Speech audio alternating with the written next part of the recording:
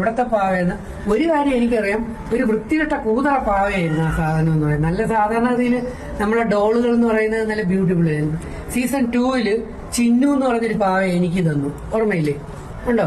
നല്ല ക്വാളിറ്റി പാവ. സാധാരണ നമ്മൾ കുട്ടികൾ കളിക്കാനായിട്ട് എടുക്കുമ്പോഴത്തേക്ക് നല്ല ക്വാളിറ്റി മനോഹരമായ ഡോളിനെയാണ് കൊണ്ടു കിടക്കുക, കെട്ടിപ്പിടിക്കുക, അങ്ങനെ അല്ലേ?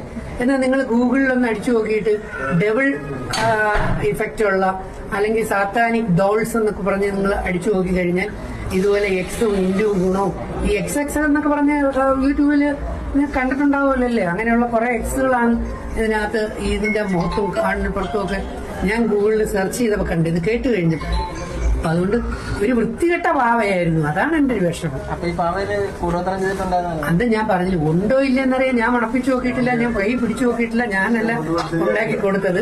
അത് കൈ പിടിച്ചിരുന്നവർ, അത് പ്രവർത്തിച്ചിരുന്നവർക്ക് അതറിയാം എന്താണ് ഏതാണെന്ന്. എനിക്ക് ആ പാവയെക്കുറിച്ച് ഒരു ABC പോലും എനിക്കറിയില്ല. പാവ എന്ത് ടൈപ്പാണെന്ന് എനിക്കറിയില്ല.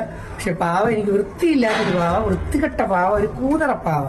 അതിനെ ഇത്രത്തോളം താലോലിക്കണോ വേണ്ടയോ എന്നുള്ളതാണ് എന്റെ ഡൗട്ട് ഉണ്ടായിരുന്നത്. അതിനെ അങ്ങോട്ട് പൊതിഞ്ഞു കെട്ടി ആരീരാരം പാടുന്ന കണക്ക് കാണിച്ച് ഇങ്ങനെയൊക്കെ കൊണ്ടു കിടക്കണമെങ്കിൽ അതെന്തോ കോടിക്കണക്കിന് വില മതിക്കുന്ന എന്തോ ഒരു പാവയെ പോലെ നമുക്ക് തോന്നൂലേ? അത്രേ ഉള്ളൂ.